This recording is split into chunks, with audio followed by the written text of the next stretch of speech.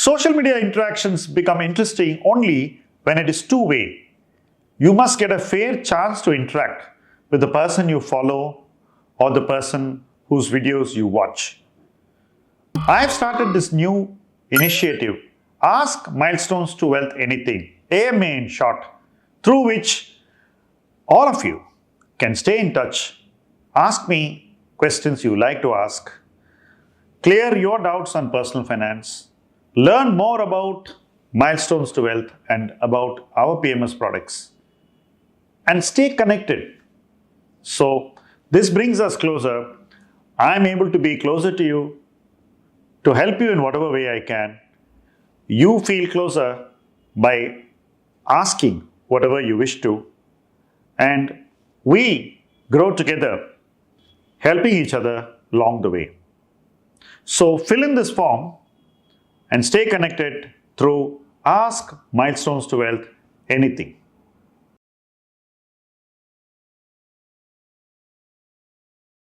I'm going to talk to you on the topic Family Wealth Transfer.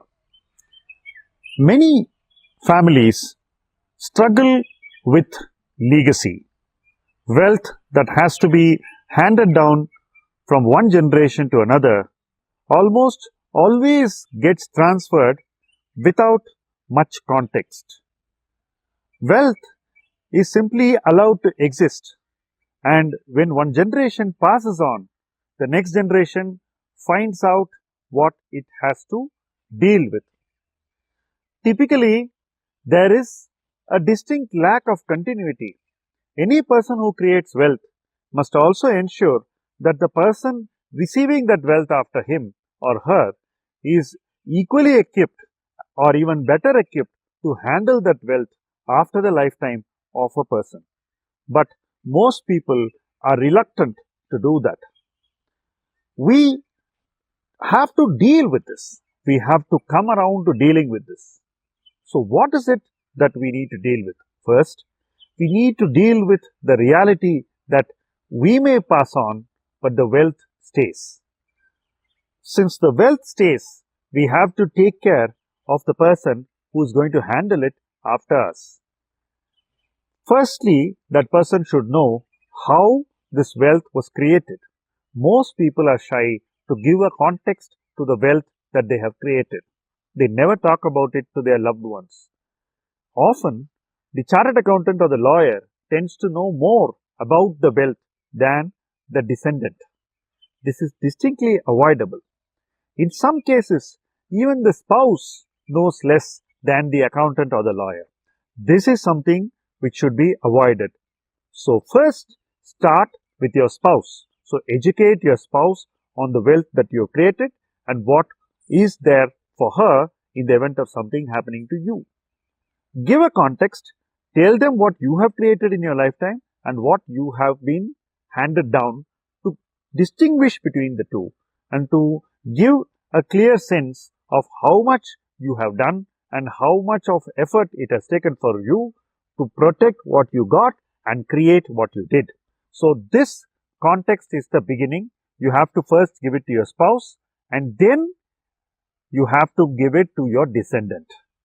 Don't mix up the two because the manner in which you need to communicate to the two people could be very different. So the context giving and assurance that you give a spouse should be very different from how you give the same thing to your descendant, because the descendant actually carries more responsibilities in taking your financial legacy forward, while your spouse, who is probably closer to your age, has a fiduciary responsibility similar to yours, which she will carry forward or he will carry forward after your lifetime. So the two should be very different, differentiated, and the conversation should be separate. It is important that you keep the spouse in the conversation with your descendant. Don't keep them out of it. They should know what you are telling your descendant, because later the two should be able to work in tandem and they should be able to understand what their collective responsibility is. One should not think that the other doesn't know anything or the other knows less, or one should not underestimate the other person's capacity and responsibility. So there has to be mutual respect, and that should be your responsibility to create. Because if you fail to do it, the cost will be on your legacy. Your legacy may not be able to do as well as you want it to. So, it's very important to handle this in this particular manner. This process has to start at a reasonable time. Many people start talking about family wealth and legacy virtually on their deathbed. Their faculties won't be alert. They would be anxious to communicate things. They may not even be free, because when you are not well, people will be around you. You don't feel good about yourself. So you have to do it when you are doing very well, when your health is good, and when it is time for you to say the right things in the right frame of mind. If you are the one who is shy to do it, then you can also document everything, but that would be impersonal. I think that the best way to do it would be to document, keep the document, and then talk to your legacy holders, those who are going to carry your legacy forward. So that is the ideal way to do it. Family wealth has to be grown. If it doesn't grow, it will decline. This is the reason why you see families lose their financial standing over 2-3 generations.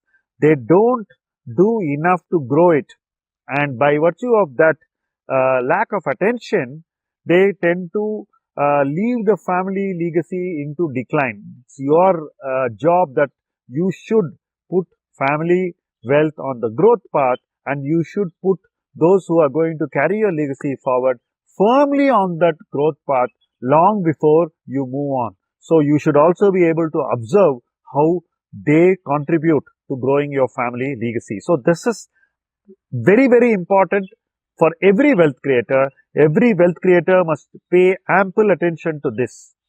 One professional approach would be to have financial planning for family wealth. That is something which is very essential and very underexplored. Most people do not do this. In fact, I did this personally to put my family wealth into a document and create a context and to review what I have got. Now I need to move forward to what I said in this video, which is explain to those who will carry the legacy forward. But every person must look at what he has got, how he has created what he has created, what happened to what he inherited, put it all together into a plan and then grow the plan. As you grow the plan, you can involve your spouse and those who are going to carry your legacy forward, which is your descendants. In every family wealth plan, there should be 2 generations involved in parallel, at least for a period of 10 years. Then that family will grow phenomenally from that experience sharing and from the clear understanding of what needs to be done. I would not leave this to happen after my lifetime, and I strongly suggest that nobody should. You should do it in your lifetime. You should take ownership for your legacy, and you should ensure that ownership is transferred in reasonable time to those who will carry it forward. That, in essence, is what every one of us should understand about family wealth and the way forward. Thank you for watching this video. Do share it with your friends who are creating wealth, who are preserving wealth, and who are growing wealth, and who are all custodians of family wealth that is handed across generations. Every one of them should see this, and you can be a facilitator in bringing this content to them. Thank you very much for watching this video.